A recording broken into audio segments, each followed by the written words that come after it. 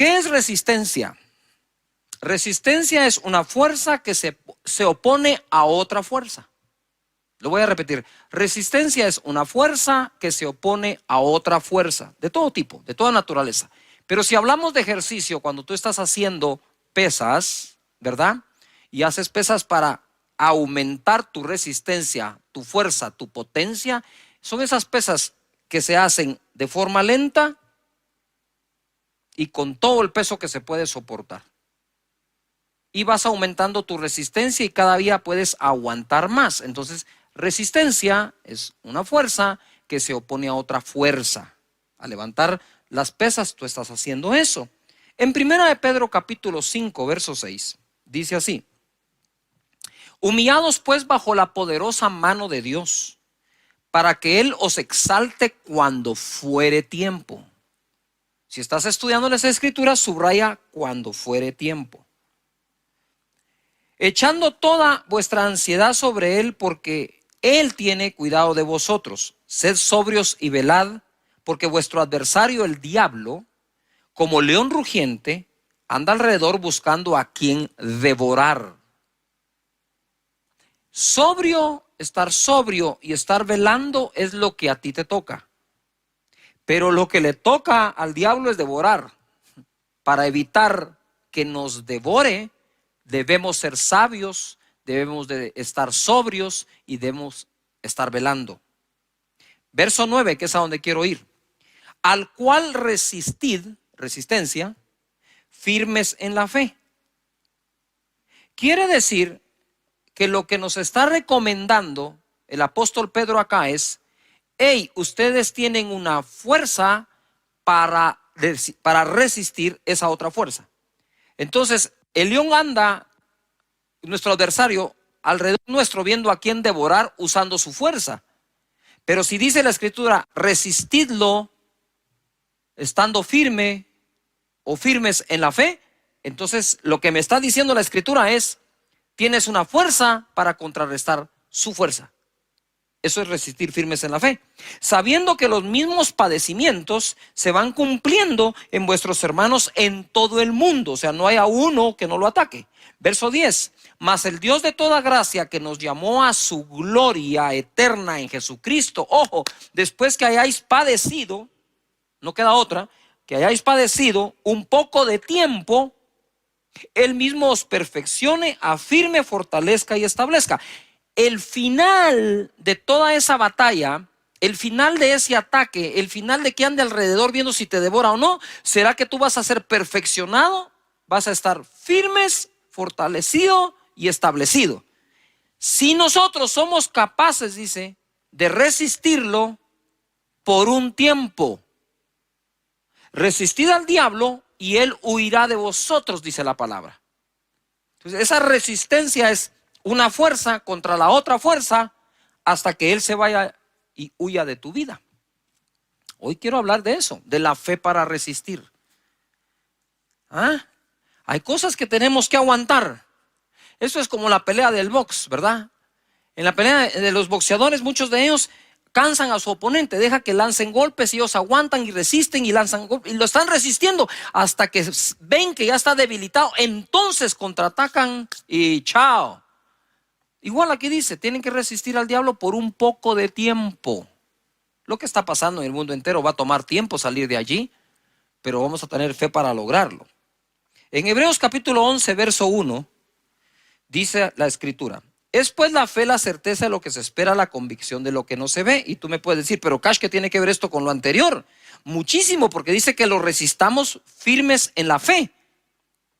No dice que lo resistamos firmes en nuestra propia fuerza, sino en la fe. Es pues la certeza de lo que se espera, la convicción de lo que no se ve.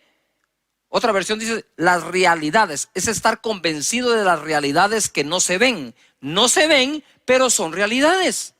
Estamos siendo atacados por las realidades que vemos. Pero debemos resistir confiando y creyendo en las realidades que no vemos. Por la fe se ven. Verso 2. Porque por ella alcanzaron buen testimonio los antiguos. Por la fe entendemos haber sido constituido el universo por la palabra de Dios, de modo que lo que se ve fue hecho de lo que no se veía. Entonces, ojo aquí, pongamos atención. Estamos siendo atacados por las cosas que se ven. Y vamos a estar firmes resistiendo todo eso, creyendo en las realidades que no se ven. Pero ojo, pero pronto de lo que no ves, pero crees, será hecho lo que verás. Lo llegarás a ver. Por eso cito la fe. Y hablando de la fe, la Escritura me enseña que por la fe es que los antiguos alcanzaron buen testimonio. Si nosotros estamos en la era de la fe y de la gracia, pues deberíamos de ser tan exitosos y aún más que aquellos en aquella época. Todo lo que lograron, lo lograron por la fe. Aún fueron justificados delante de Dios por medio de la fe. Hebreos capítulo 11, verso 8. Quiero hablar del padre de la fe. Abraham, cuando yo llegue al cielo por la gracia y misericordia de Dios, si me deja entrar, lo primero que voy a hacer, entre otras cosas, es conocer a todos estos que están en Hebreos 11. Y hay que empezar por el padre de esa fe, que es nuestro padre Abraham. Por la fe Abraham, siendo llamado, obedeció para salir al lugar que había de recibir como herencia, y salió sin saber a dónde iba. Por la fe habitó como extranjero en la tierra prometida, como en tierra ajena, morando en tiendas con Isaac y Jacob, coherederos de la misma promesa, porque esperaba la ciudad que tiene fundamentos, cuyo arquitecto y constructor es Dios. Por la fe también Sara, siendo estéril, recibió fuerza para concebir y dio a luz aún fuera del tiempo de la edad, porque creyó que era fiel quien lo había prometido. Por lo cual también de uno, y ese ya casi muerto, salieron como las estrellas del cielo en multitud, y como la arena innumerable que está a la orilla del mar. Debemos tener una fe para resistir, pero debemos tener una fe para recibir. Son dos cosas diferentes.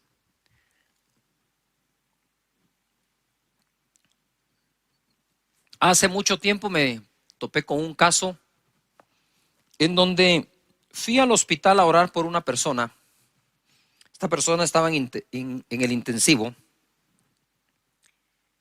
Y aunque no lo creamos, a veces cuando se ha sufrido mucho, un consejo positivo cae mal.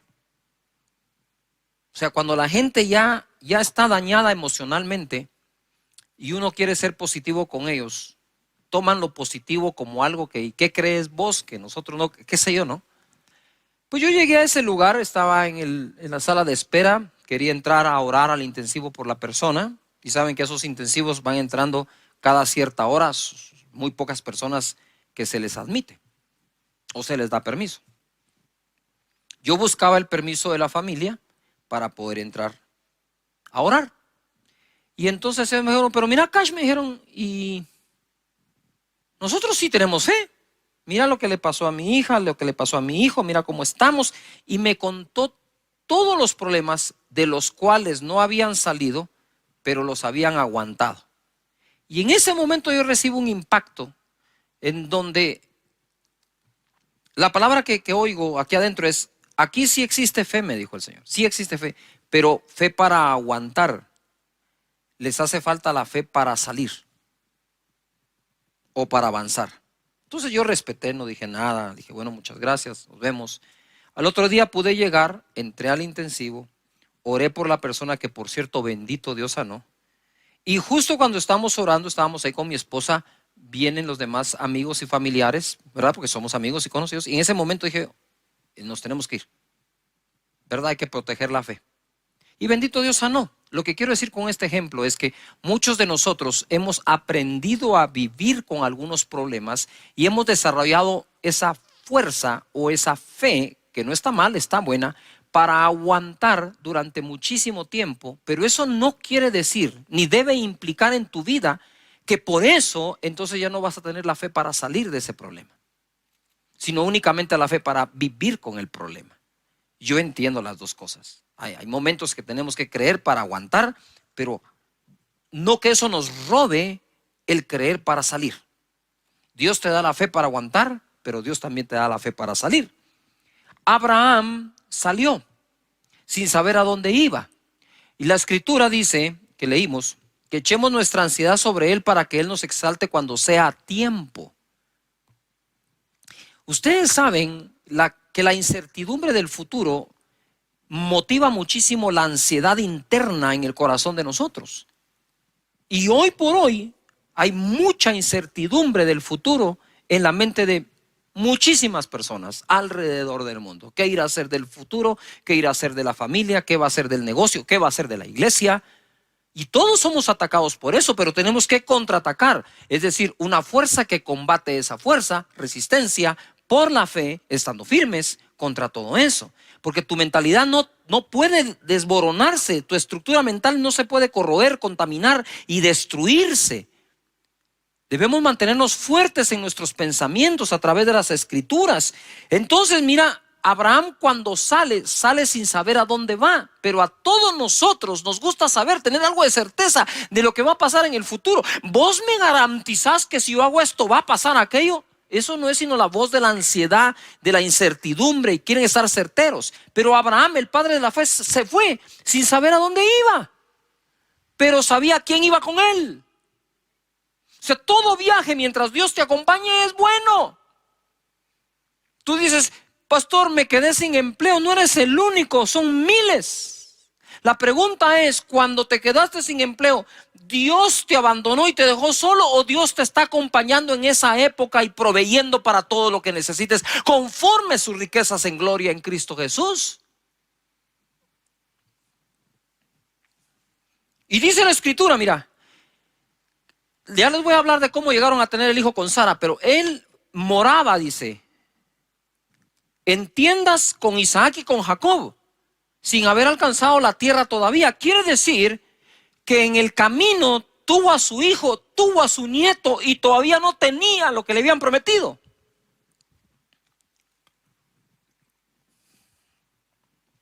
Pero si tienes un destino a dónde ir, no hay manera de alcanzarlo si paras de caminar. Si paro de caminar y si me detengo, el destino no va a venir a mí. Yo tengo que seguir caminando para alcanzarlo.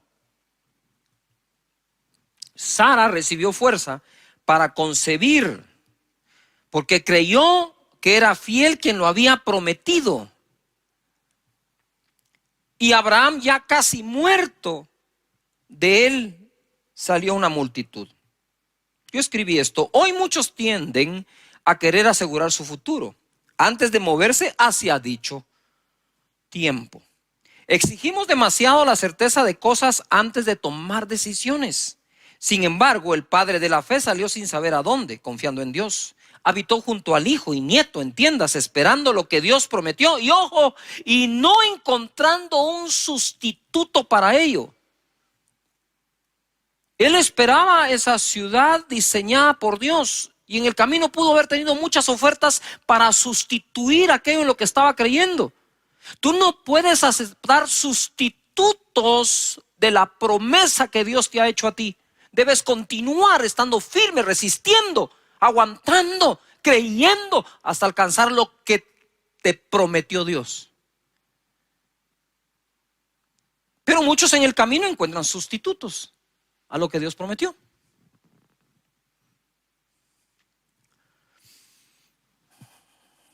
Tuvo su hijo cuando ya estaba casi muerto, es decir, tuvo fe para resistir mucho tiempo, pero también tuvo fe para recibir. Y Sara igual, tuvo fe para resistir mientras fue estéril, ojo, y tuvo fe para concebir cuando no tenía fuerzas. Porque una cosa es que era estéril, pero dice que ella recibió fuerzas para concebir. Son dos cosas distintas. Tenemos necesidad de desarrollar fe para el proceso. Ahora te cuento un poco el proceso. En Romanos capítulo 4 y verso 17. Como está escrito, eso subráyenlo: te he puesto por padre de muchas gentes delante de Dios, a quien creyó, el cual da vida a los muertos y ama las cosas que no son como si fuesen. Este es el proceso. Abraham no se llamaba Abraham, se llamaba Abram. Abram quiere decir el padre es exaltado. Viene Dios y le dice, ya no te llamarás Abram, te voy a poner esta H aquí en medio, te llamarás Abraham, que quiere decir padre de multitudes. Pero Dios llamó a Abraham padre de multitudes sin tener ni un solo hijo. Porque Él llama las cosas que no son como que si fuesen. Y es ahí donde tenemos que resistir a la burla y la argumentación que muchos tienen contra lo que nosotros creemos y nuestra fe. ¿Tú crees que Dios abrió el mar rojo?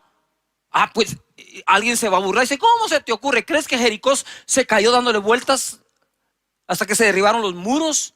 Ah, ¿tú crees que Jesús sanaba enfermos de lejos, a los leprosos, sin ni siquiera tocarlos, diciéndole que fueran al sacerdote? ¿Crees que Pedro caminó sobre el agua? Pues esas cosas a la mente de mucha gente son ridículas, y entonces nos tratan de ridiculizar en nuestra fe. Pues lo mismo le pasó a Abraham.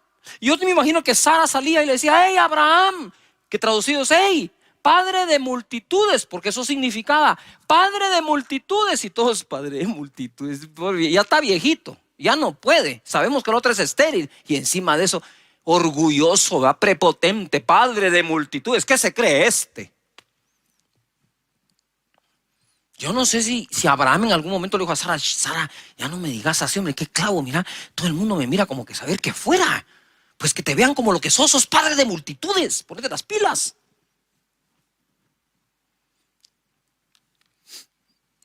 Llama las cosas y lo puso por padre sin tener ni un hijo. Él ya te puso a ti por muchas cosas sin que todavía ocurran. Pero es que las cosas no pasan para que creo para que pasen. Te lo repito, las cosas no van a pasar para que creas, porque crees, van a pasar. Fe para que las cosas pasen. Y en el 18 dice, él creyó en esperanza contra esperanza para llegar a ser padre de muchas gentes, conforme a lo que se le había dicho, así será tu descendencia. Nota esto, él creyó, se esforzó de esperanza en esperanza para llegar a ser lo que se le había dicho.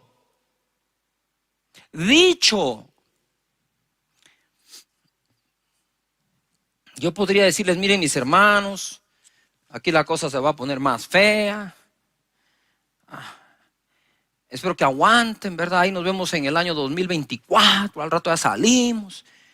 No estamos para eso, las personas que tratamos de buscar a Dios para darte una palabra. Estamos para darte una palabra de fe, que la creas. Entonces él dice que se esforzó de esperanza contra esperanza. Hay una versión que fue escrita de otra forma, dice, él se esforzó de esperanza contra todas las demás esperanzas. No se daba esperanza por el viejito Abraham, pero no necesitaba que nadie se la diera. Él sabía lo que creía y sabía en quién creía. Verso 19, y no se debilitó, yo subrayé la palabra debilitó, en la fe. Eso quiere decir que hay personas que ya se están debilitando en la fe. ¿Cómo? Te voy a enseñar cómo no se debilitó y qué hay que hacer para no debilitarte en la fe. Pongan atención, subrayen, escriban en el chat, no me debilitaré en la fe, no me debilitaré en la fe. ¿Cómo? De esta manera. No se debilitó en la fe al considerar su cuerpo, que estaba como ya muerto o ya como muerto, siendo de casi 100 años. O la esterilidad de la matriz de Sara. Entonces, ¿cómo una persona puede debilitar su fe? Considerando de más, considerando de una manera incorrecta lo que está pasando. Entonces Abraham dice, voy a llegar a ser, lucho contra todas las esperanzas, voy a llegar a ser el padre de multitudes que Dios dijo que ya soy, hasta me cambió el nombre. Ya yo soy un padre de multitudes y todos. ¿Y dónde está el hijo? Ustedes espérense. Tranquilos, de que lo fabrico. Pero si ya tenés 100 años, entonces, ojo a lo que voy a decir con muchísimo respeto. Abraham, a sus 100 años, dice que no consideró su cuerpo como ya muerto. Y se recuerdan que dice, y ya de él que estaba casi muerto, entonces de ahí sacó una multitud. casi muerto en este contexto es, Abraham ya no podía tener relaciones con Sara, no había forma, ni aunque Sara fuera fértil, él no podía tener relaciones con Sara para poder engendrar un hijo y Sara concebirlo. Pero además no consideró a Sara que estaba estéril. Pongan atención a esto. No consideró ninguna de las dos partes. No consideró lo que le pasaba a él, ni tampoco consideró lo que le pasaba a Sara. Y lo que quiero decirte es, no puedes considerar tú en este momento lo que te pasa a ti y lo que le está pasando al mundo entero, porque eso va a debilitar tu fe. ¡Yuhu! Todo lo contrario, es cierto, sí. Abraham dijo que no, dijo esto no es cierto. Él dijo, no lo voy a considerar de tal manera que el mensaje que reciba es que lo que Dios dijo que iba a pasar es imposible.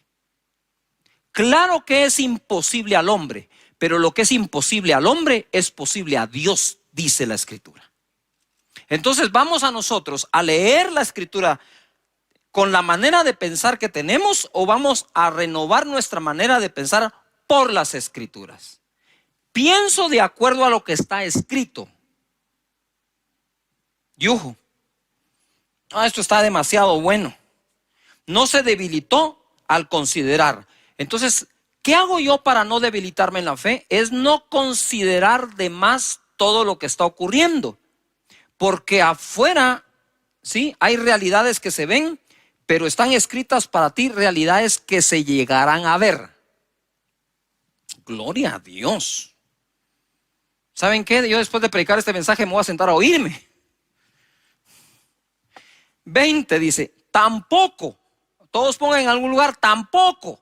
No me debilito y tampoco. Dice, dudó por incredulidad. Es que una vez se debilita la fe, lo que viene es la incredulidad. No se debilitó por incredulidad de la promesa de Dios, sino que se fortaleció en fe, dando gloria a Dios, plenamente convencido. ¡Wow! Esto es una fe para el proceso.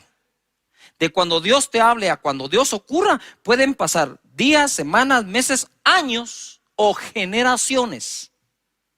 No vamos a tapar el sol con un dedo. Puede ocurrir.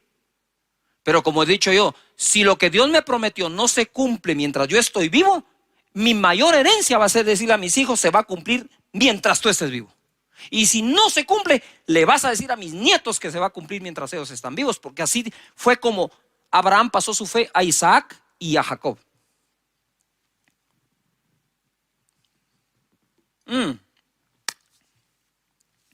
Plenamente convencido de que era también poderoso para hacer todo lo que había prometido, por lo cual también su fe le fue contada por justicia. Por Dios santo.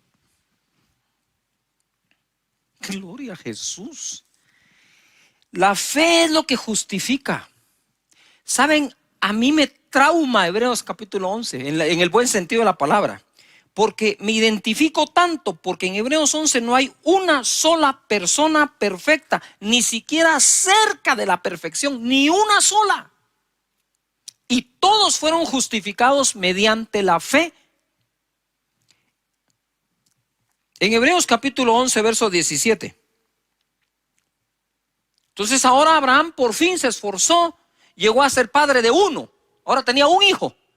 Y ahora viene acá y dice, por la fe Abraham cuando fue probado. Muy bien. Primero puse fe para el proceso. Ahora escribe fe para la prueba. Porque tu proceso pareciera terminar cuando se cumplió una promesa, pero quizás después de cumplirse la promesa vendrá una prueba. Y dice, por la fe Abraham cuando fue probado ofreció, escribe la palabra ofrecer, ofreció a Isaac. El que había recibido las promesas, de nuevo, ofrecía su unigénito. Por eso es que yo le digo, subrayen la palabra ofreció, ofrecer, porque es clave, se está repitiendo. Fue probado, ofreció a Isaac su único al que ofrecía. Habiéndosele dicho, en Isaac te será llamada descendencia. Entonces, la descendencia, ¿de dónde iba a salir ahora? De Isaac. Dios le pide a Isaac y uno podría decir, no, momentito, ¿por qué me vas a pedir Isaac? Si Isaac fue lo que me prometiste, ya me lo diste y ahora Si tú me lo prometiste, me lo diste, ahora, ¿qué voy a hacer yo? Y estuvo dispuesto por una razón. Mira cómo crecía Abraham en fe. Habiéndosele dicho, en Isaac te será llamada descendencia, pensando, ojo, pensando, que circular eso, que Dios es poderoso para levantar aún de entre los muertos, de donde en sentido figurado también le volvió a recibir. Por la fe bendijo a Isaac a Jacob y Esaú respecto a cosas venideras. Ay, Padre eterno, no sé qué más decirles. Gracias, Señor Jesús, ¿verdad? Fe para el proceso, fe para la prueba, fe para volver. Lucas capítulo 22, verso 31. Dijo también el Señor: Simón, Simón, he aquí Satanás os ha pedido para zarandearos como a trigo, pero yo he rogado por ti que tu fe no falte. De nuevo, fe. Y tú, una vez vuelto, confirma a tus hermanos. Lo que quiero decir con esto es que probablemente personas que me están oyendo ahora ya perdieron algo o mucho. Pero quiero decirles que estamos orando para que tu fe no falte, y una vez vuelvas, una vez te recuperes, una vez te vuelvas a levantar, sirva lo que pasaste para testificar a los demás y afirmar a tus hermanos, tu familia, tus amigos, tus hermanos en Cristo. Entonces desarrollamos fe para el proceso, fe para la prueba, fe para volver. El colmo de los colmos de la fe es que el escritor de la ley caminó por fe y no por la ley. Te lo voy a leer así rápido porque esto es importante. Hebreos 11:23 dice: por la fe Moisés, cuando nació, fue escondido por sus padres por 3 meses, porque le vieron niño hermoso y no temieron el decreto del rey. Por la fe Moisés, hecho ya grande, rehusó llamarse hijo de la hija de Faraón, escogiendo antes ser maltratado con el pueblo de Dios que gozar de los deleites temporales del pecado, teniendo por mayores riquezas el vituperio de Cristo que los tesoros de los egipcios, porque tenía puesta la mirada en el galardón. Mirada, esta es la clave aquí, mirada. Por la fe dejó a Egipto, no temiendo la ira del rey, porque se sostuvo como viendo al invisible. Paren allí. En el verso 26, quisiera que subrayes o encierres o hagas lo que sea, remarques, mirada. En el verso 27, quiero que subrayes viendo. Él se sostuvo como viendo al invisible. Eso es Dios. ¿Estamos de acuerdo? Pero dice que tenía puesta la mirada en el galardón. Yuju. Mientras mantengas tu mirada en el invisible, mientras te sostengas como viendo al invisible, creyendo que Dios está contigo, no hay nada de malo que pongas tu mirada en un galardón. Yuju. No hay nada de malo que pongas tu mirada en estos tiempos en decir: yo creo que en estos tiempos tan malos mis finanzas se pueden multiplicar. Y la gente dice: deja de ver eso. Sí, pero es que yo me sostengo viendo al invisible. Moisés se sostuvo viendo ¿a quién? Al invisible, pero puso su mirada ¿en dónde? En el galardón. Me encantan esos versos porque rompen con la religiosidad. Tú puedes decir: no, eso no es así. Claro, porque tú estás leyendo de acuerdo a lo que ya pensabas, no estás pensando de acuerdo a lo que estás leyendo. Si pensamos de acuerdo a lo que leemos, no hay nada de malo, ahí está escrito. Y es Moisés, autor de la ley, justificado por la fe. Digo yo: Moisés, ¿qué haces aquí en Hebreos 11? Si tú eres autor de la ley. Sí, pero aunque escribió la ley, solo se puede salvar por la fe. Por la fe celebró la Pascua, dice, y la aspersión de la sangre, para que el que destruía a los primogénitos no los tocase a ellos, y declaramos y creemos que no va a tocar nuestra morada todo esto. Por la fe pasaron el mar Rojo como por tierra seca, e intentando los egipcios hacer lo mismo, fueron ahogados.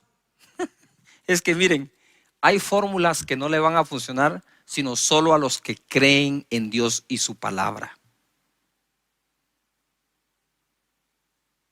Hebreos 11:32. ¿Y qué más digo? Porque el tiempo me faltaría contando de Gedeón, de Barak, de Sansón, de Jefté, de David. Todos ellos tuvieron fe para aguantar, tuvieron fe para resistir, pero tuvieron fe para triunfar. Gedeón estaba escondiendo en el lagar el trigo, porque los madianitas venían y lo saqueaban, y el pueblo del Señor estuvo seguro en Gosén. Ahí está, en Gosén el pueblo, y está escondiendo el trigo Gedeón. Tuvo fe para aguantar, pero un día el Señor le va a dar la victoria. Después de que él viene, se le presenta, Gedeón le ofrenda y entonces le revela la estrategia. Gedeón tenía 32,000 personas y en un solo día le diezmó el ejército, y en otra instrucción de 32,000 personas, Gedeón se quedó con 300. ¿Qué era eso para combatir a los madianitas? Y Dios le dijo: son muchos y no van a glorificar a Dios, se van a gloriar en sus propias fuerzas. Así que le quitó Dios. A veces Dios quita, entre comillas, para poder ser Él glorificado y que tú lo conozcas más, y que para Él no hay nada imposible. ¿Qué ocurre acá? Se queda con 300 y termina venciendo a los madianitas, donde los mismos ellos mismos se confunden entre ellos y se matan a espada entre ellos.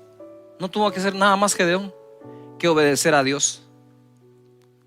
Es impresionante cómo alguien puede tener fe para aguantar y a veces le falta fe para salir. Tienen fe para resistir y les falta fe para triunfar. Te repito de nuevo ahora: el boxeador puede hacer que su enemigo se canse dándole golpes, aguantando los golpes, y una vez agotado el enemigo, contraataca. Resistamos, dice, en la fe, fuerza que combate otra fuerza. Gedeón empezó a poner excusas: no, yo soy pobre, el menor de mis hermanos. Pues si dice la Biblia que todo el pueblo empobrecía, no había nada extraordinario en que lo fuera también. Pero Dios los sacó de pobre a conquistar la tierra de Madián. Fe para triunfar. Y en Hebreos capítulo 11, porque es lo que estuvimos leyendo, verso 4, se registra la primera obra de fe que la humanidad hizo. La primera obra de fe que la humanidad hizo.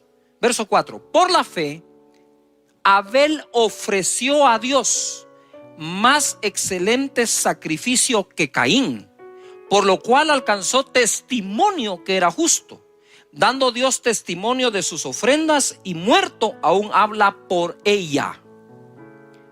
Si ofrendar no fuera importante, ¿por qué la primera obra de fe que se registra que la humanidad hizo como tal fue la ofrenda de Abel, que fue mejor que la de Caín? Y por eso Dios lo bendijo a tal punto que Caín vino a matar a su hermano por envidia. Y dice la escritura que aquella ofrenda todavía habla delante de Dios. Sí, hay que tener fe para aguantar, pero debemos tener fe para el proceso. Debemos tener fe para poder salir, para la prueba, para volver, porque todos los hombres en Hebreos 11 eso hicieron. 1 Corintios capítulo 15, búscalo allí, mientras en el verso 57, mientras te doy un avance de esto. Miren, es tanta la información que estamos recibiendo de lo malo que ocurre, de las personas infectadas, de las personas que fallecen. Es tanta la información que recibimos del desempleo que puede existir, de la crisis que hay, la economía está golpeada, 70% de la población ya fue afectada económicamente, que tenemos que tener mucho cuidado con el manejo de esa información dentro de nuestra mente y qué tipo de pensamiento puede llegar a afectar. Porque la Biblia dice que lo que el hombre piensa, eso es él. También dice la Escritura que nuestras armas en la milicia son poderosas en Dios, no son carnales, para derribar argumentos, altivez, todo lo que se levanta en contra del conocimiento de Dios, llevando cautivo todo pensamiento a la obediencia de Cristo Jesús. Por lo tanto, lo que pensamos es muy importante. Y estamos ahora no solo peleando una batalla o contra un virus o contra los problemas económicos. La batalla más grande que quizás estés peleando en este momento es la batalla de la mente. Entonces, en 1 Corintios 15, 57 dice, o se nos enseña, mas gracias sean dadas a Dios que nos da la victoria, y por favor subrayen la palabra victoria o enciérrala en un círculo, por medio de nuestro Señor Jesucristo. Lo primero que tenemos que tener claro es que nosotros somos más que victoriosos en aquel que nos amó. Y esa palabra victoria es algo que debes escribir en algún lugar, que debes subrayar en tu Biblia o marcar en tu escritura digital. La cosa es que tienes que tener presente esa palabra, victoria. Empieza a utilizar esa palabra lo más que puedas. Entonces, sigue así.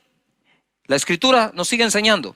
Así que, o como consecuencia, así que, hermanos míos amados, estad firmes y constantes, creciendo en la obra del Señor siempre, sabiendo que vuestro trabajo en el Señor no es en vano.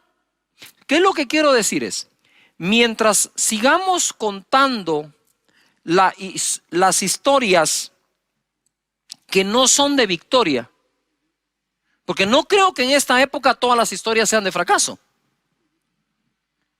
Hay historias, muchas historias que son de victoria. Entonces yo digo, ¿por qué no empezamos a buscar todos los testimonios posibles dentro de nuestra gente? Hay muchísimos. Nosotros no solo escuchamos oraciones, escuchamos testimonios y aprovechando que estamos hablando del tema, puedes ir a casadedios.org y escribir tu testimonio, que es lo que glorifica a Dios. Ojo, nuestros problemas no glorifican a Dios. Es la fe que tenemos en Él y su palabra para salir del problema. Y temo por algunos que están entrando en el modo de fe para aguantar y se están olvidando de ponerse en modo de fe para salir. No es lo mismo tener fe para aguantar un problema que tener fe para salir del problema. Nos urge movernos a un modo de fe para salir y no solo para aguantar. Si te acostumbras a solo aguantar, pronto será tu nuevo normal el andar aguantando. Y si bien es cierto, hay que aguantar, hay que resistir, pero es creyendo que vas a salir. Entonces, en los casos de victoria, dice, me recuerdo, dice, o nos enseña la victoria que Dios nos dio en Cristo Jesús, así que por eso debo estar firmes. Quiere decir que los casos de victoria nos inspiran a estar firmes, a ser constantes y a seguir creciendo, sabiendo que nuestro trabajo no es en qué, en vano. Debemos buscar testimonios de victoria. Escríbelos, coméntalos, agarra tu celular, manda un testimonio de victoria a tu grupito del chat. Les quiero contar, que bendito Dios, tuve este milagro, me pasó esto, me pasó lo otro.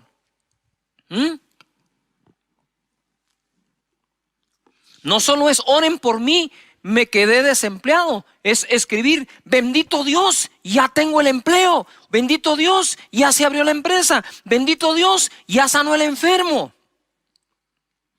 Tenemos que llenarnos de esos casos. La segunda cosa que quiero mencionar acá es que en la vida debemos tener ganas de ganar, no solo ganas de participar. Mira lo que dice Pablo en 1 Corintios 9:24. ¿No sabéis que los que corren en el estadio, todos a la verdad corren, todos corren, pero solo uno lleva el premio? Corred de tal manera que lo obtengáis. Ojo en esto, lo decía hace unos días. qué importante es distinguir o discernir, entender, comprender de qué tipo de carrera está hablando. Está hablando de la carrera que haces en la mañana o que haces en una faja o el ejercicio para mantenerte bien, en forma, quemar calorías, quemar grasa, o está hablando de la carrera competitiva. Porque aquí dice, todos en el estadio corren, pero solo uno lleva el premio. Corran de tal manera que lo obtengan. Y hay una gran diferencia entre aquel que corre por quemar calorías y aquel que corre para meterse a una maratón. O sea, el hombre que va a correr o la mujer que va a correr una maratón se prepara de diferente forma, duerme de diferente manera, come de diferente manera, pero además de eso adquiere un conocimiento extra. Como decía yo, no es lo mismo que tú vayas con tu amigo a jugar al tenis, por decir algo, o incluso al fútbol, y vas a jugar porque hay que pasar el tiempo y es divertido, es buenísimo. Que otra cosa es, bueno, ¿qué es lo que debes aprender para competir en ese deporte? Entonces Pablo nos está exhortando a que no hagamos las cosas como nada más como de rutina, sino como que fuera competencia. Es decir, si vas a correr, dice, tenés que comprender algo. Todos corren, pero solo uno lleva el premio. Y le dice, y ustedes corran de tal manera que lo obtengan. Entonces imagínate lo que Pablo está diciendo. Si todos nosotros acá, la banda y nosotros vamos a hacer una carrera, dice, bueno, todos ustedes van a correr, pero les dejo claro algo. Solo uno lleva el premio. Corran de tal manera que lo obtengan. Pero si solo uno va a llevar el premio, pero nos pide que todos corramos como que fuéramos nosotros el que va a obtener el premio. Pablo era competitivo, pero competitivo en todo lo que hacía. Y me encanta cuando usa los deportes. Ahora bien, ahí les va algo. Mira, aunque obviamente yo creo en el poder del Espíritu Santo, en la persona del Espíritu Santo, es vital, es el centro de todo lo que soy y hago. Ustedes se recuerdan que al principio del año, muchísima gente empezó a hablar de la visión 2020, entonces como es el año 2020 hay que tener visión 2020 y todo se iba por ahí, ¿verdad? Yo lo respeté mucho y me quedé, pero ahora orando, intercediendo, recibí un 2020 muy bueno.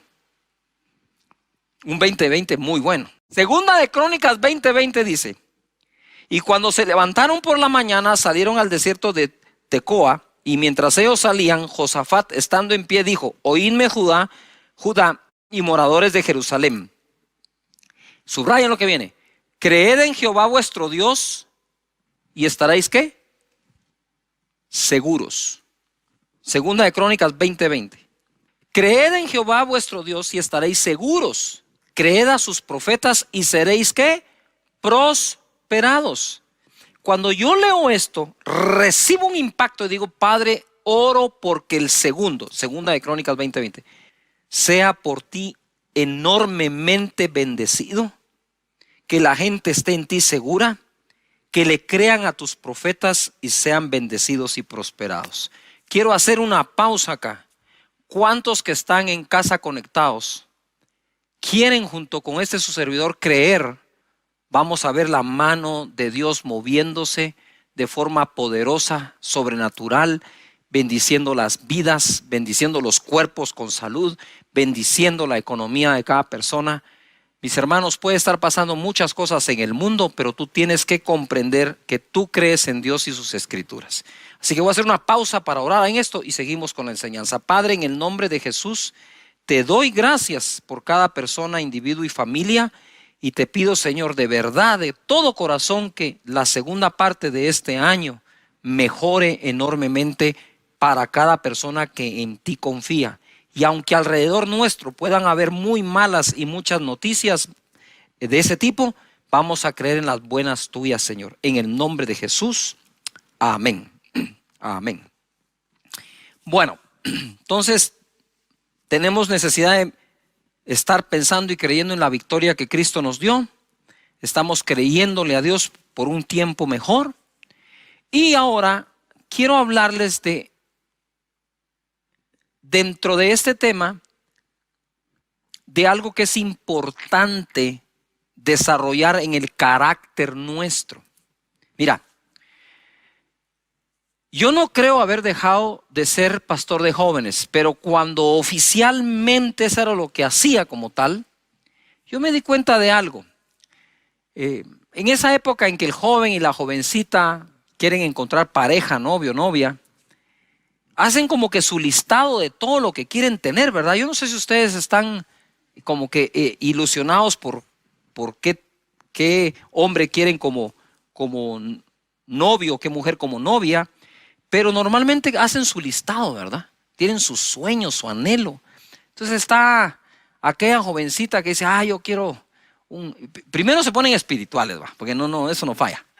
Señor, que te ame a ti sobre todas las cosas, ¿verdad que sí? Que te sirva de todo corazón. Pero de ahí tienen su listado. A mí me gusta alto, moreno, rubio, ojos claros, ojos oscuros. Y que trabaje y que sea, ¿verdad? Que sea esforzado, y hacen todo su listado. Pero digo yo, y yo le enseñaba a los jóvenes, antes de hacer el listado de lo que quieres recibir y que la pareja tenga, haz el listado de lo que tienes que ofrecer. Y les digo esto en son de broma, pero a la vez en serio, porque había una jovencita que, Cash, mira, estoy orando por mi novio, seguramente Dios tiene mi pareja y yo quiero que sea trabajador y que tenga una maestría. Le digo, mira, discúlpame, le digo yo, pero a mí en tu casa me han contado que no te está yendo bien en los estudios. Eso sí, tenés el listado de lo que querés, de lo que demandás, pero no has hecho el listado de lo que ofreces. Y así nos pasa en todos lados. La gente está buscando un trabajo y lo primero que hacen es, bueno, ¿cuánto paga? ¿A qué hora entro? ¿A qué hora salgo? ¿Cuál es el día libre? ¿Qué ofreces? Y esta época no está para andar demandando mucho, está para incrementar nuestra oferta.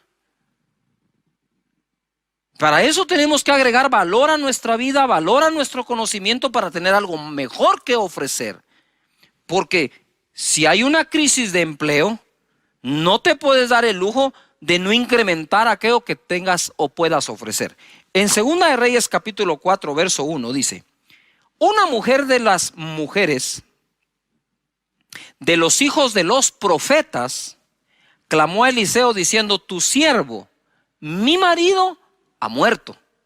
Y tú sabes que tu siervo era temeroso de Jehová y ha venido el acreedor para tomarse 2 hijos míos por siervos o esclavos. Y Eliseo le dijo, ¿qué te haré yo? Declárame qué tienes en casa. Y ella dijo, tu sierva ninguna cosa tiene en casa, sino una vasija de aceite. Al parecer la mujer se dio cuenta que sí tenía algo después de declarar que no tenía nada. Porque de verdad que una pequeña vasija con aceite era insignificante para la crisis que le había dejado el marido. Hay cosas que a mí me cuesta comprender. Dice que esta es mujer de uno de los hijos de los profetas. Y le dice a Eliseo, tu siervo. Entonces el marido de esta mujer era siervo de Eliseo. ¿Sí? Y Eliseo fue un hombre acostumbrado a ver el poder de Dios sobrenatural. Pero el hecho que veamos o deseemos ver el poder sobrenatural de Dios no nos exime de ser sabios, inteligentes en lo que hacemos y prepararnos. Esa mezcla es la mezcla que siempre he tratado de buscar en la vida. Dios es sobrenatural y hará lo sobrenatural. Pero Moisés incluso fue educado.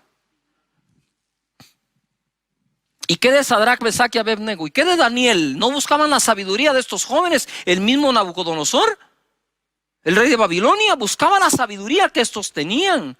Entonces es una, ¿cómo dijera eso? Como encontrar ese punto de equilibrio, porque Dios te da lo sobrenatural como te da el conocimiento y la ciencia y la inteligencia y el consejo y la prudencia.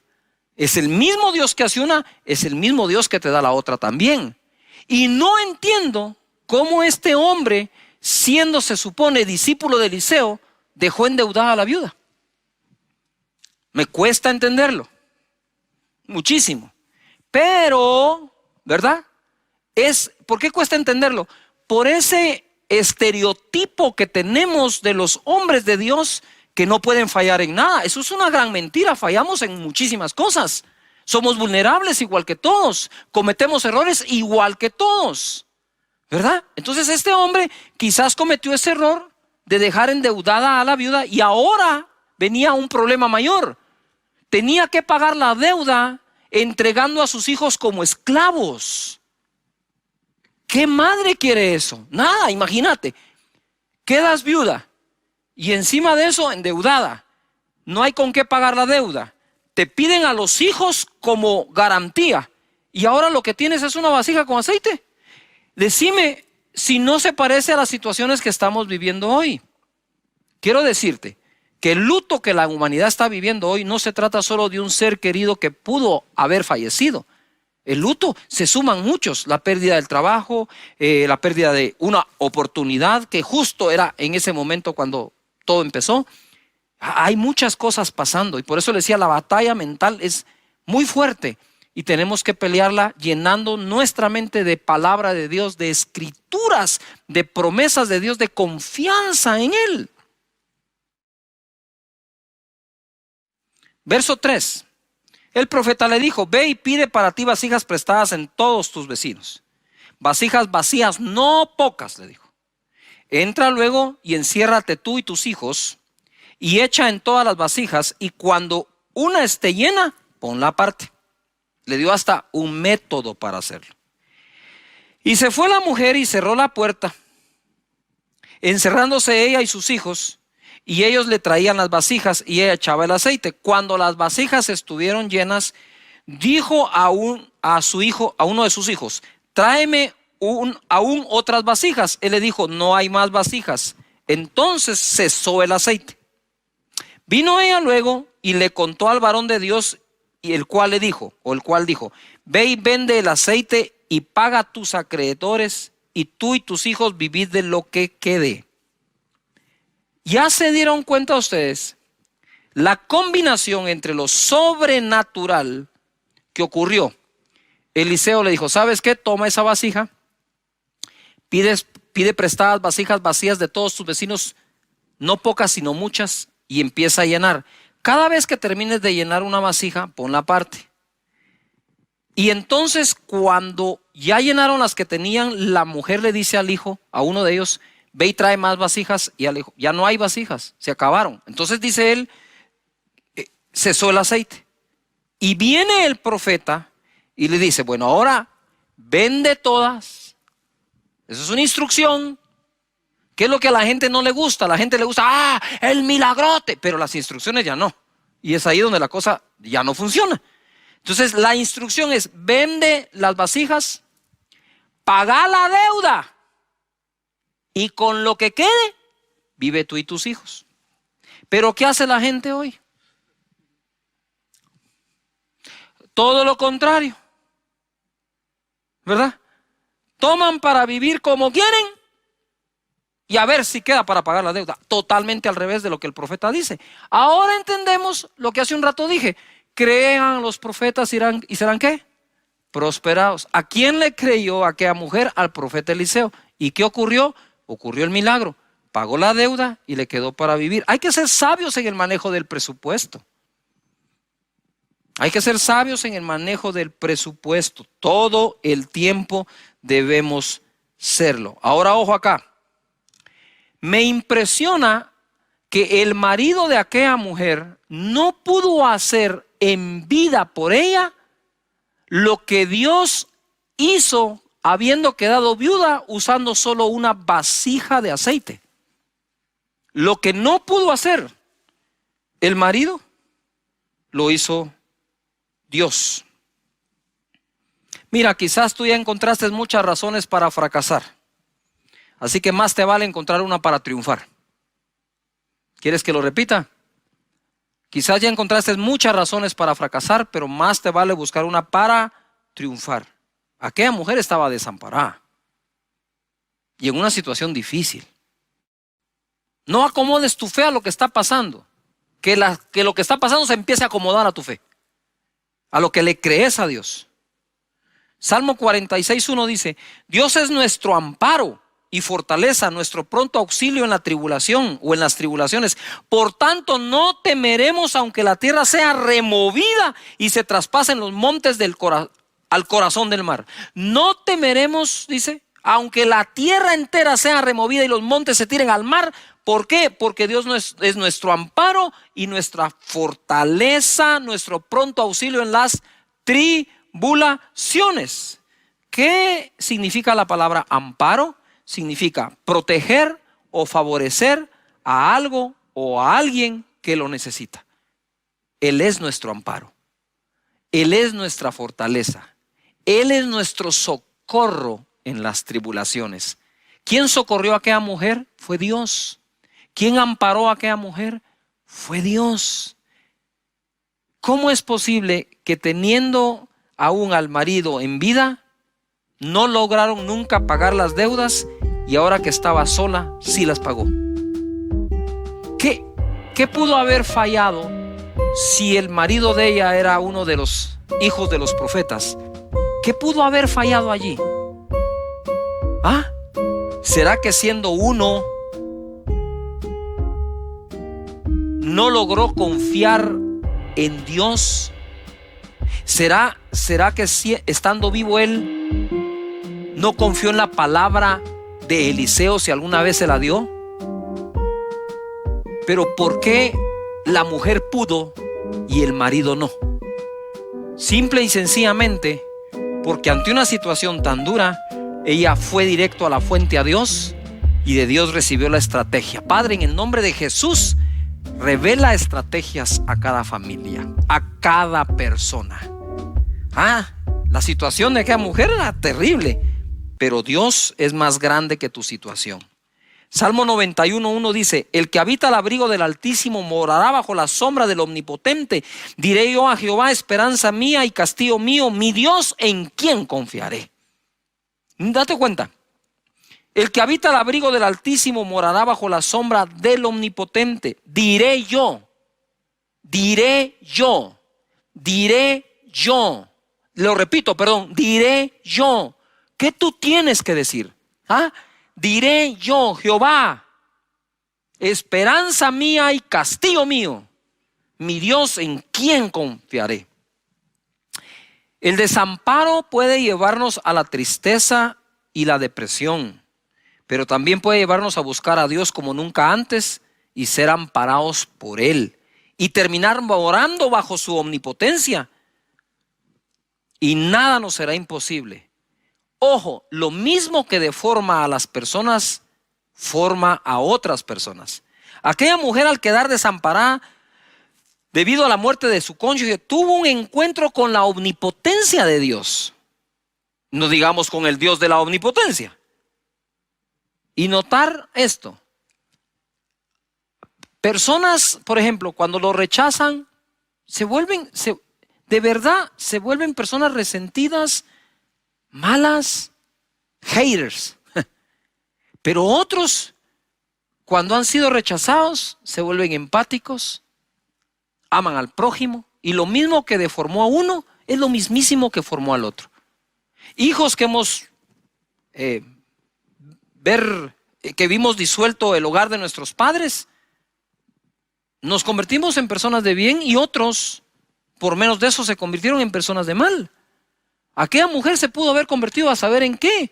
Al quedar viuda, desamparada, se pudo haber amargado, y no que los profetas, sino que, y que era tu siervo, mira lo que está pasando. Nosotros conocemos la buena historia en medio de la crisis, pero pudo haber sido una mala historia también. Eso va a depender de la reacción que tú tengas ante todo lo que está pasando a tu alrededor. Lo que ofrecemos ensancha nuestro camino. Proverbios 18:15 dice: el corazón del entendido adquiere sabiduría, y el oído de los sabios busca la ciencia. La dádiva del hombre le ensancha el camino y le lleva delante de los grandes. Adquiere sabiduría y ciencia, dice. Mas la dádiva, ¿qué es lo que dice? La dádiva del hombre le ensancha el camino. En Proverbios 3:16, ¿qué es lo que debes adquirir? Proverbios 3:16 dice: largura de días está en su mano derecha, en su izquierda riquezas y honra. El contexto es: bienaventurado el hombre que adquiere sabiduría y obtiene inteligencia, porque entonces tendrá largura de día en su mano derecha, riquezas y honra en la mano izquierda. Y como me dijo un amigo mío, este proverbio a mí me dice que Dios quiere que llegue a viejito de forma honrosa y bendecido. Y en el Proverbios 22:4, que es de mis favoritos, dice así: riquezas, honor y vida son la recompensa, la remuneración de la humildad y del temor de Jehová. Si en serio tienes un corazón humilde y respetas a Dios, pues ¿qué es lo que ofrece las Escrituras? No, olvídate de mí. ¿Qué dice Proverbios? No, ¿qué dice Cash Luna? ¿Qué dice Proverbios? Riquezas, honor y vida son la recompensa de la humildad y el temor de Jehová. Entonces te lo voy a parafrasear. Dios quiere que obtengas tus ganancias de forma honrada sin perder la vida. Mira esto, te va a gustar. Dios quiere que obtengas tus ganancias, ingresos, riqueza, de forma honrada sin perder la vida. Entonces hay quienes obtienen sus ganancias de forma honrada, pero se viven enfermando del estrés que tienen. Pero la voluntad de Dios es que obtengas tu ganancia de forma honrada sin enfermarte por el trabajo que tienes. Ahí tú puedes ver el bienestar total de Dios.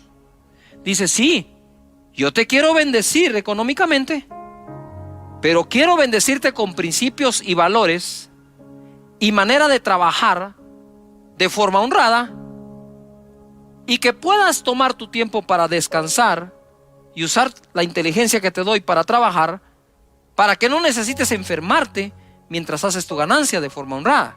Entonces la voluntad de Dios es tan global que dice: está bien, te voy a bendecir económicamente, te voy a bendecir formando tu carácter y cuidando tu salud. ¿Qué más quieren? Dios está presente en todas las áreas de tu vida. Ahora bien, vuelvo de nuevo a Proverbios 18:15. El corazón del entendido adquiere sabiduría, lo que acabamos de enseñar, y el oído de los sabios busca ciencia. Pero la dádiva del hombre le ensancha el camino y le lleva delante de los grandes. Entonces puedes ser muy sabio, puedes tener mucho conocimiento, pero lo que te lleva delante de los grandes hombres es lo que das. Lo que das me refiero a lo que ofreces. Yuhu. Es esa oferta que brindas de tus servicios, de tu trabajo, de lo que sabes hacer o de lo que estás aprendiendo a hacer. Eso es lo que te ensancha el camino, dice la Escritura. Mira, dice acá la palabra en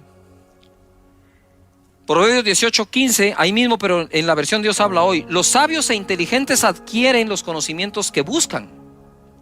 Con un regalo se abren todas las puertas y se llega hasta la gente importante.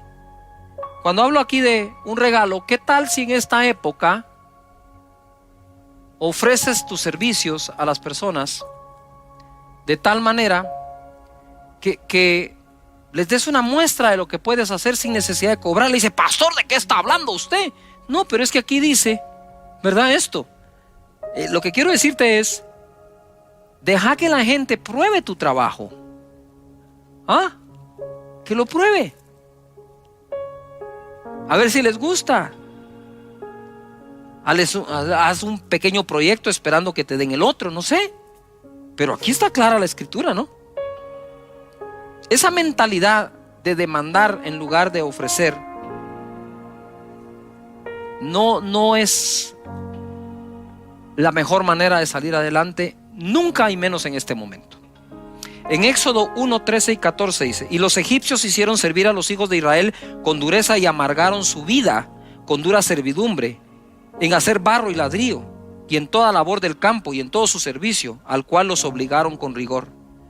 Capítulo 3, verso 18 dice así: y oirán tu voz e irás tú y los ancianos de Israel al rey de Egipto, y les diréis: Jehová, el Dios de los hebreos, nos ha encontrado. Por tanto, nosotros iremos ahora camino de 3 días por el desierto para que ofrezcamos sacrificios a Jehová nuestro Dios. Cuando yo leí esto, dije: wow, ¿qué pasó aquí? ¿Por qué Dios lo primero que le pidió al pueblo es salgan y ofrezcan? Porque la mentalidad de ellos ya había sido afectada por generaciones de esclavitud que no creían ser capaces de ofrecer algo. Ya el pueblo estaba subyugado a ver si alguien les daba algo. ¿Cómo Dios podría conquistar la tierra prometida con todo un pueblo cuya mentalidad había sido rebajada a eso? Y por eso Él va a forzar su mente a que crean que pueden ofrecer algo. Que puedan ofrecer algo. Me recuerdo que estuve yo en un país en Noches de Gloria. Terminábamos muy tarde y nos llevaron a comer a un restaurante. Fuimos ahí, comimos, cenamos. Ya era muy tarde y nos sirvieron muy bien. La atención fue espectacular. Y entonces yo le dije al mesero: mire, fíjese que nosotros, ese día todavía no había Noches de Gloria, era otro día. Le dije: fíjese que mañana tenemos un evento y vamos a salir bastante tarde. ¿A qué hora cierran ustedes? Y él me dijo: no importa a qué hora cerramos, nosotros lo podemos esperar a la hora que sea, me dijo. Pero mire, le dije, podría ser 1 o 2 de la mañana. No importa, nosotros lo esperamos. Wow, dije yo. Efectivamente, dije, qué actitud más buena.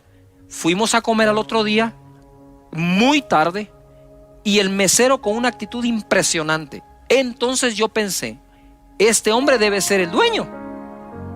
Y le pregunté: mire, ¿usted es el dueño de este restaurante? No, me dijo, yo no soy el dueño, soy un mesero.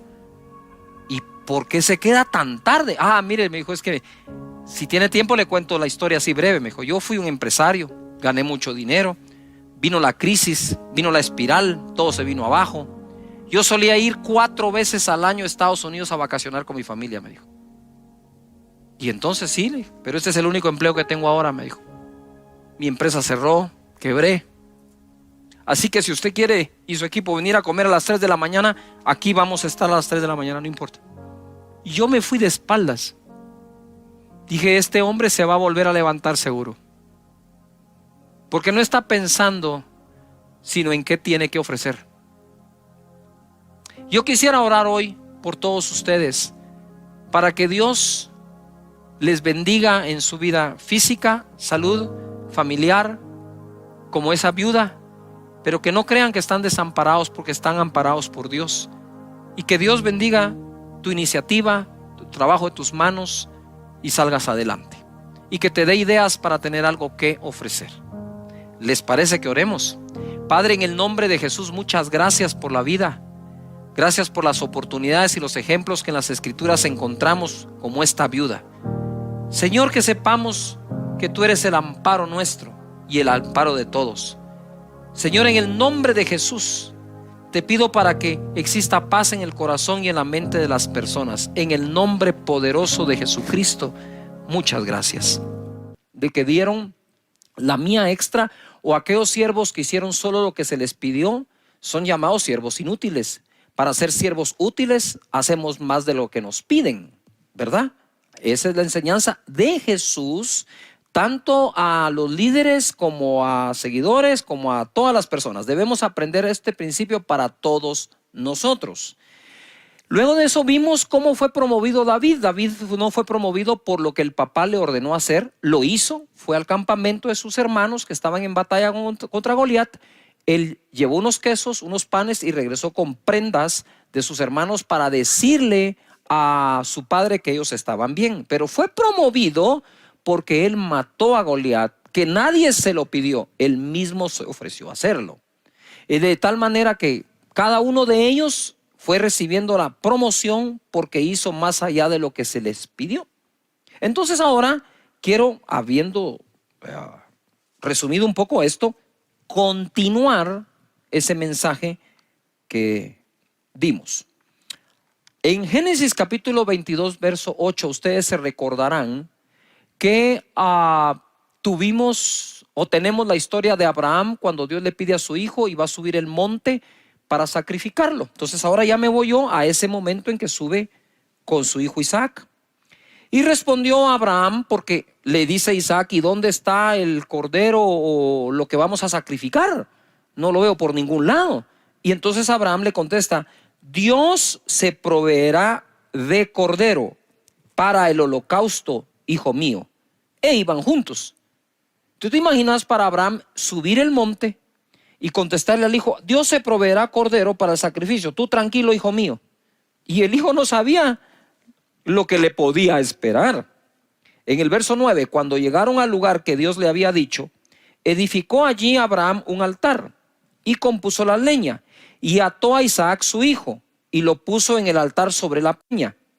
Y extendió Abraham su mano y tomó el cuchillo para degollar a su hijo. 11. Entonces el ángel de Jehová le dio voces desde el cielo y le dijo: Abraham, Abraham. Y él respondió: heme aquí. Y dijo: no extiendas tu mano sobre el muchacho ni le hagas nada, porque ya conozco que temes a Dios, por cuanto no me rehusaste tu hijo, tu único. Entonces alzó Abraham sus ojos y miró, y he aquí en sus espaldas un carnero trabado en un zarzal por sus cuernos. Y Abraham fue y tomó el carnero y lo ofreció en holocausto en lugar de su hijo. O sea, sustituyó al hijo por un carnero, cosa que Dios no le pidió. Dios no le pidió el carnero, que quede claro. Esto ya es de la voluntad de Abraham, más allá de la obediencia de Abraham.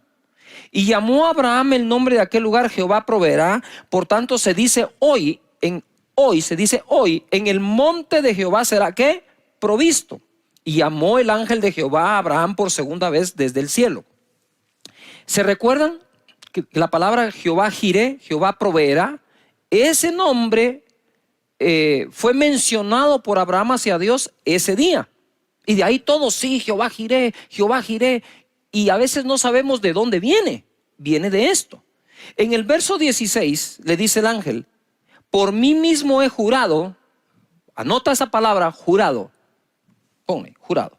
Por mí mismo he jurado, dice Jehová, que por cuanto has hecho esto, que fue sacrificar el carnero, y no me rehusaste tu hijo, tu único hijo, el cual Dios le pidió, de cierto te bendeciré y multiplicaré tu descendencia como las estrellas del cielo y como la arena que está a la orilla del mar, y tu descendencia poseerá las puertas de sus enemigos.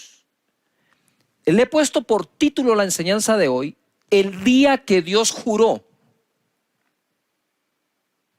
Él dice que nosotros no podemos jurar, simple y sencillamente porque ¿por qué podemos jurar? Sin embargo, Dios, no encontrando otro mayor que Él por quien jurar, juró por sí mismo.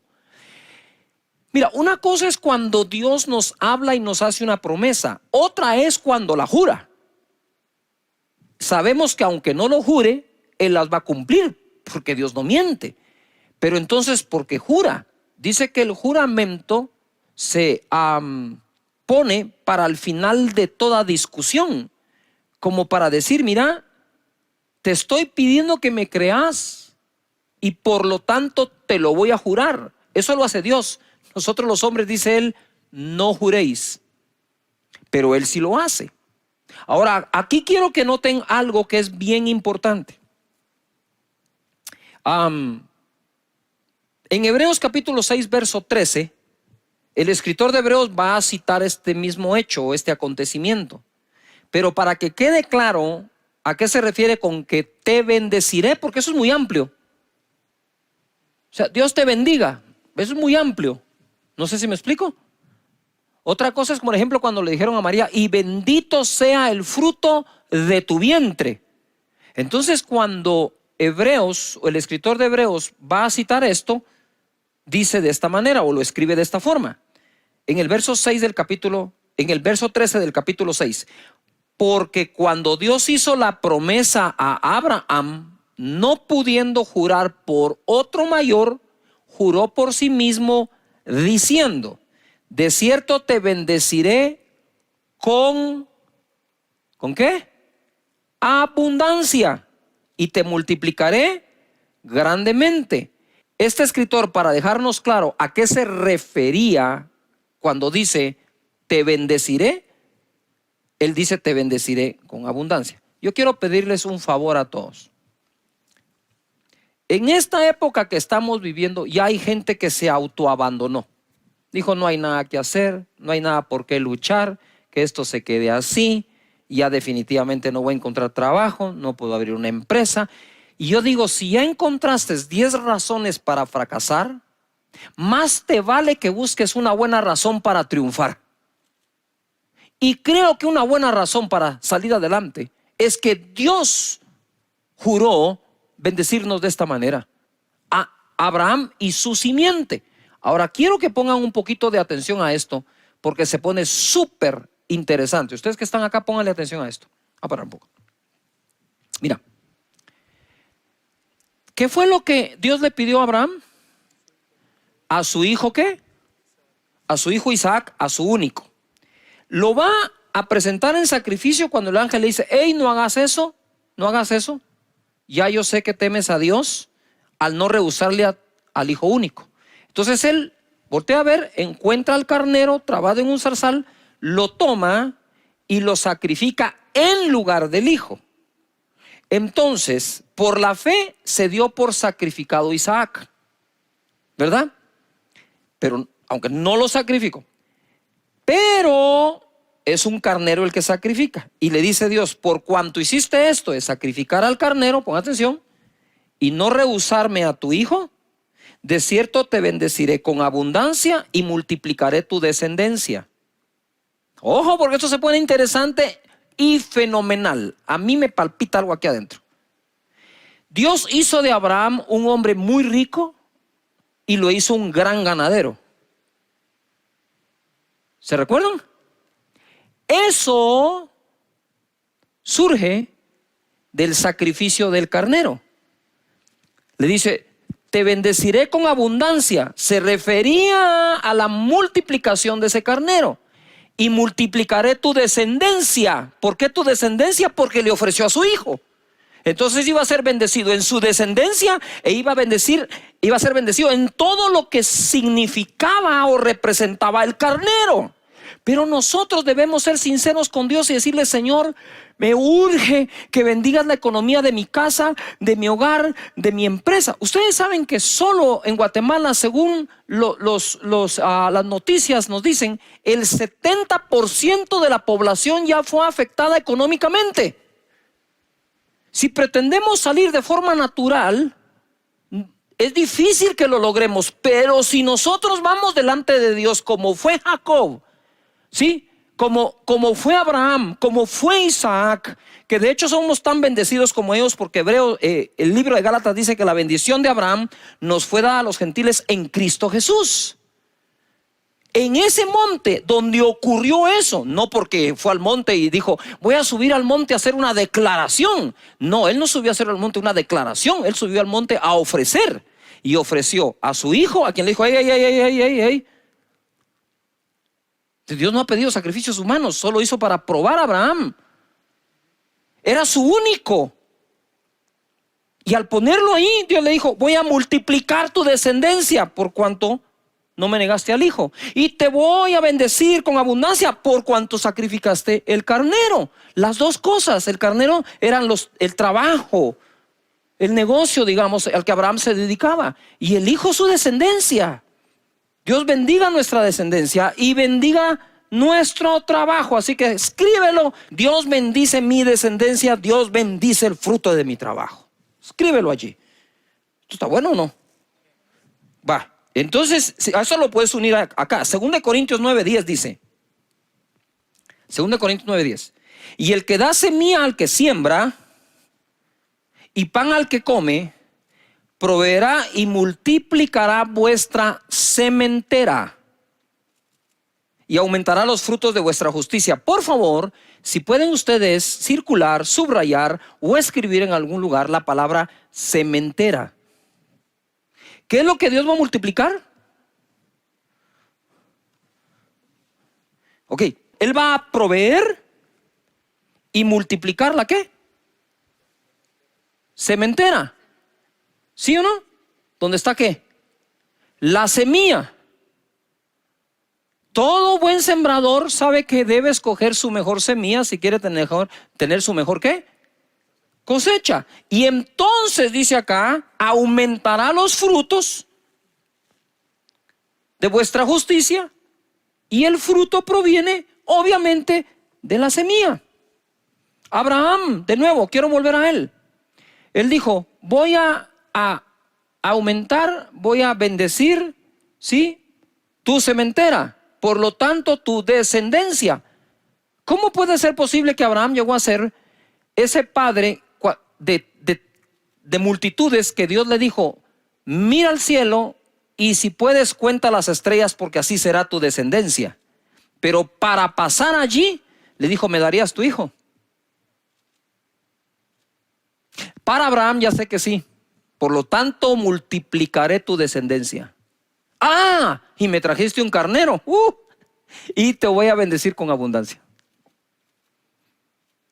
Allí en ese monte pasó eso. Y en ese monte es donde a Dios se le nombra Jehová Jireh, Jehová nuestro proveedor. La situación no es fácil para nadie.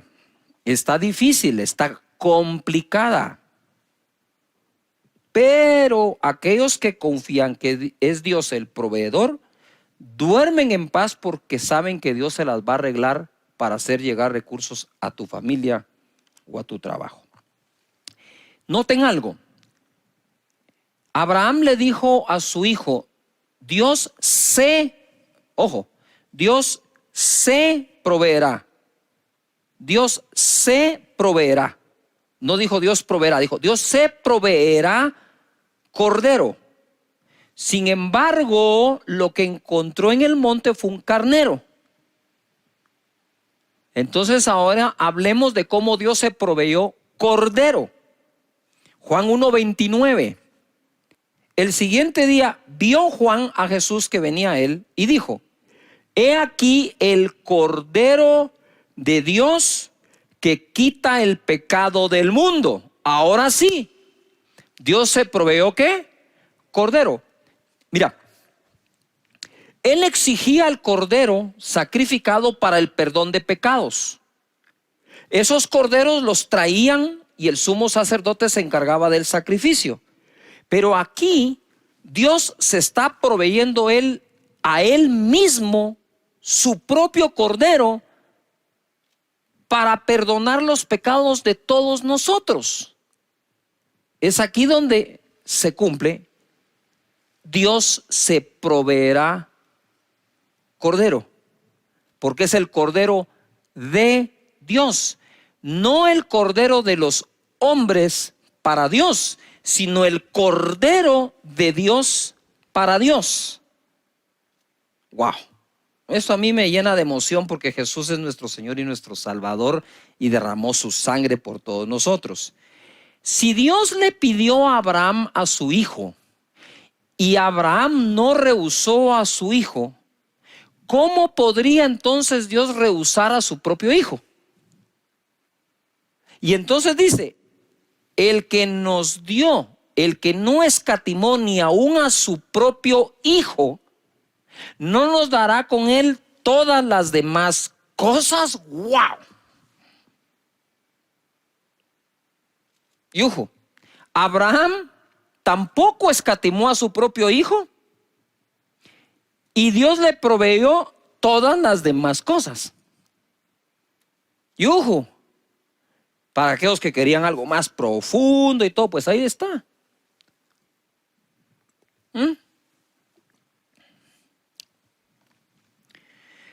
Es impresionante lo que ocurre con Jesús, Cordero sacrificado. Efesios 5:1. Ahora sí, agárrense de la silla donde quiera que estén. Esto se va a poner de mejor todavía. Efesios 5:1 dice, sed pues imitadores de Dios como hijos amados, y andad en amor como también Cristo nos amó. Subrayen amó, amar. Como también Cristo nos amó y se entregó a sí mismo por nosotros. Cordero de Dios. Lo que viene, por favor, subráyalo, porque esto te va a quitar algunas cosas que en la mente quizás te han puesto personas que sin leer tan solo dan opiniones. Subraya lo que viene, creo que va a ser muy edificante para tu vida. Él se entregó a sí mismo por nosotros, ofrenda ¿Qué palabra está ahí? Ofrenda. Estoy hablando de Jesús. Sacrificio a Dios en olor fragante. Entonces, ese sacrificio que Jesús hizo en la cruz fue la ofrenda de Jesús para con su Padre. El equivalente a lo que Abraham iba a hacer con Isaac.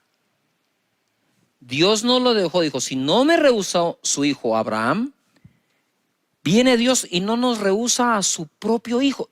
Mira, una cosa es creer en el sacrificio que Jesús hizo, y otra cosa es ver el amor de Dios de haberlo entregado por nosotros. Si hay algo que el ser humano no aguanta, es ver a sus hijos sufrir. Yo quisiera que nos pusiéramos a pensar por un momento qué vivió, qué sintió, por qué pasó Dios Padre cuando vio a su hijo en la cruz del Calvario. Es que nosotros, como leemos el verso y lo hablamos, hoy estaba yo orando al Señor y le decía, Padre, yo quiero orar a ti. Y cuando oro normalmente uso los versículos porque me amparo en lo que está escrito para que mi oración sea más eficiente o más eficaz delante de Dios. La oración eficaz del justo puede mucho.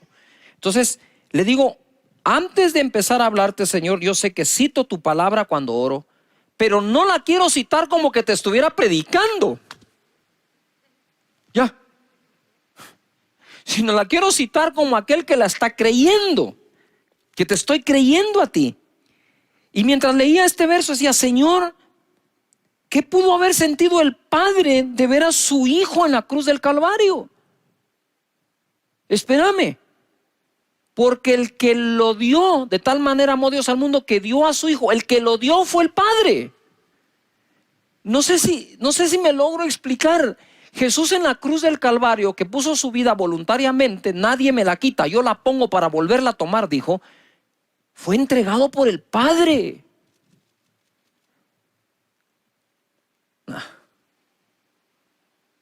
Ver a tu hijo sufriendo en la cruz, o ver a tu hijo sufriendo y saber que tú lo entregaste. No estoy hablando que tú lo traicionaste, ese fue Judas. Eso es otra cosa.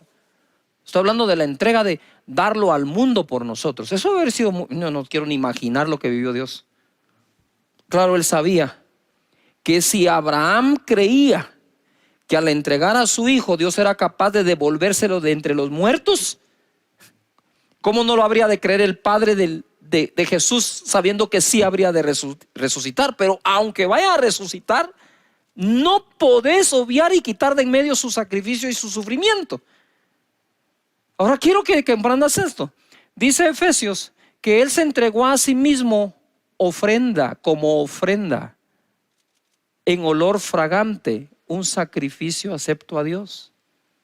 En otras palabras, ¿qué fue Jesús en la cruz? La ofrenda que Dios mismo se proveyó. Yo digo, Padre, pero si nosotros podemos ofrendarte, ¿por qué te tenías que proveer tu propia ofrenda?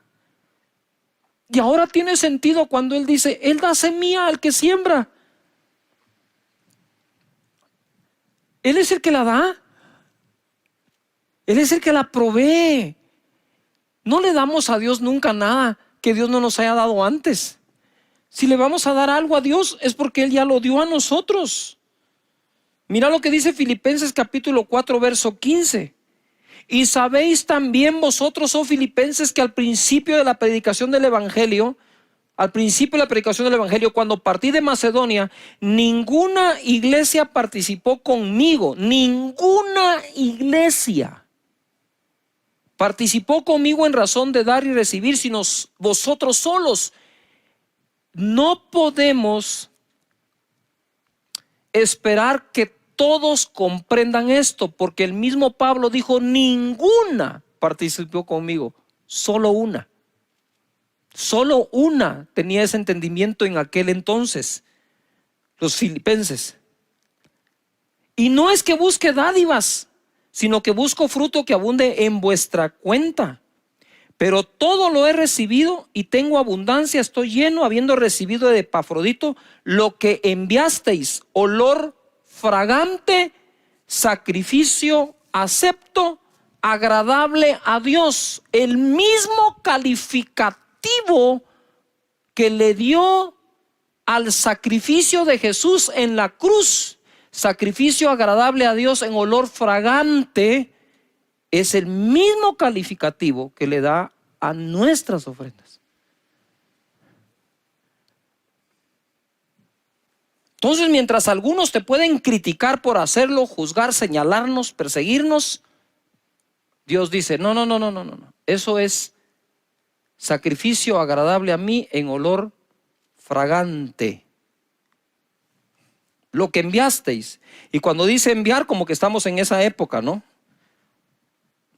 De buscar la manera de enviar la ofrenda.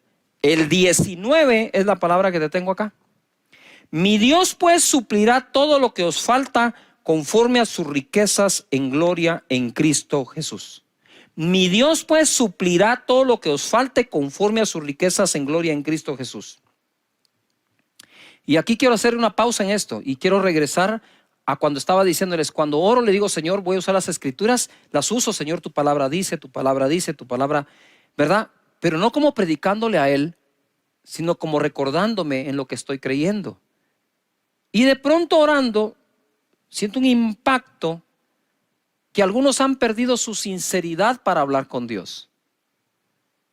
Tú puedes decir, bueno, esto se acabó, hay que cerrar el negocio. Sí, pero no la provisión. Y como que, ahora vamos a ver qué pasa. Señores, no entren en ese estado. Esto va a durar más tiempo. Y tenemos que acudir al Señor. Y ser sinceros, Señor, decíselo. Sí me preocupa mi situación económica. Hemos estado tensos en casa, discutimos, pero hemos llegado a un acuerdo que te vamos a creer a ti con todo el corazón. ¿Qué nos cuesta ser sinceros con Dios en lugar de andar fingiendo que somos los superhombres y supermujeres super mega espirituales cuando por dentro estamos afligidos, tenemos afán, preocupaciones? Vamos delante de Dios. Vamos delante de Él y yo digo, Señor, bendice a tu pueblo, bendice a tu gente, Señor, multiplícales. Mira, Proverbios 27:18 nos enseña, quien cuida la higuera de su pueblo, comerá su fruto.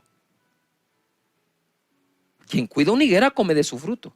Y el que mira por los intereses de su Señor tendrá honra.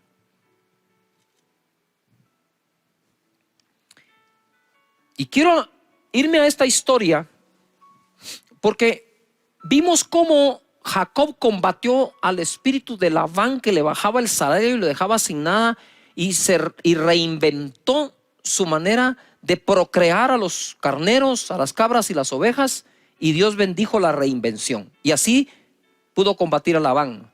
Pero ahora vamos a aprender cómo se combate a Madián.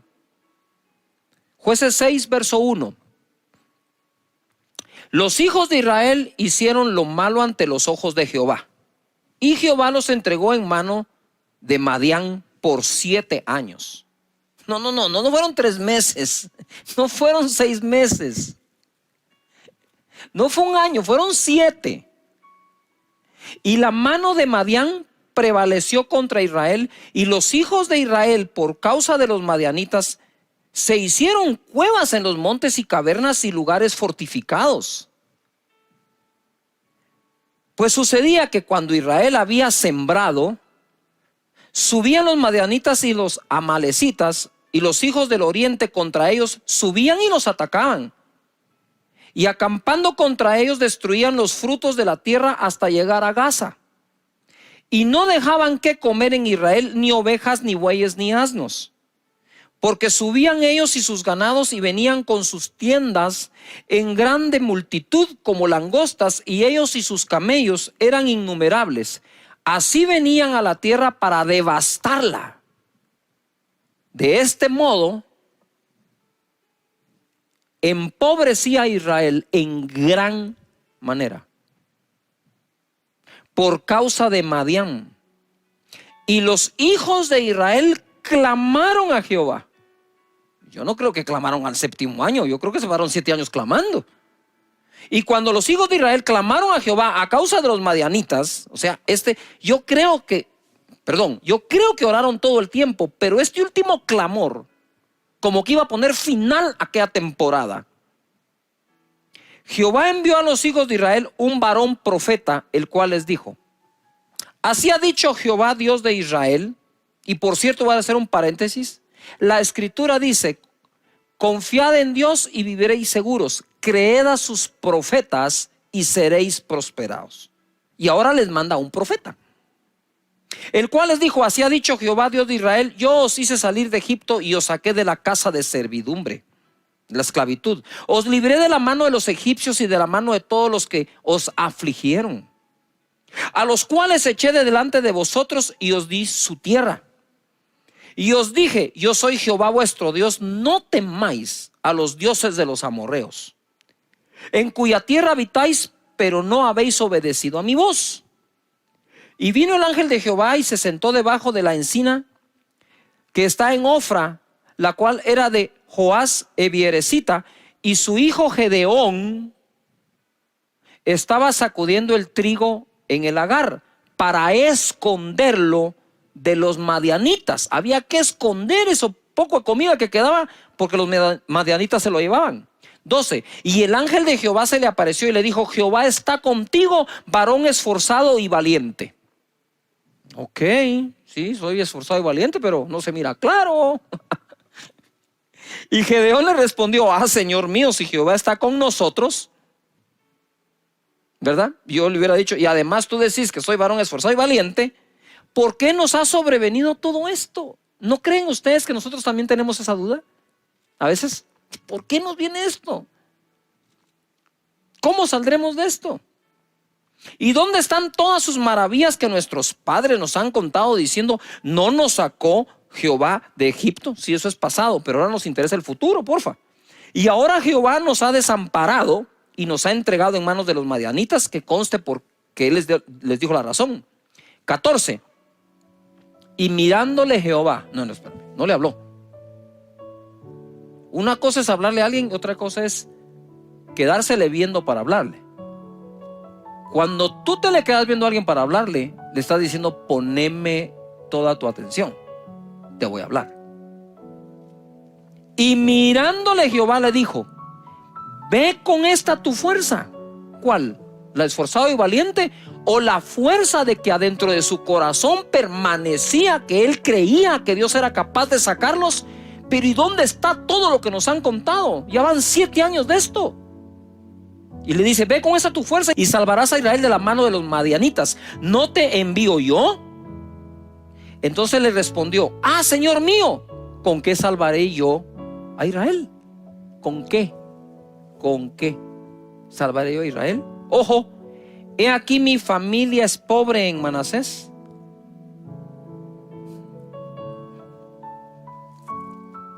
Y yo el menor de la casa de mi padre. Pregunto, a ver, estudiantes. He aquí mi familia es pobre y yo el menor. ¿Y quién no estaba pobre después de 7 años de haber sido saqueados? Yo no estaba diciendo nada nuevo, ni estaba diciendo nada que los demás no estaban padeciendo. Mi familia es pobre en Manasés y yo el menor en la casa de mi padre. 16. Jehová le dijo: ciertamente yo estaré contigo. Eso te debe bastar. Y derrotarás a los madianitas como a un solo hombre. Y él respondió: yo te ruego que si he hallado gracia delante de ti, me des señal de que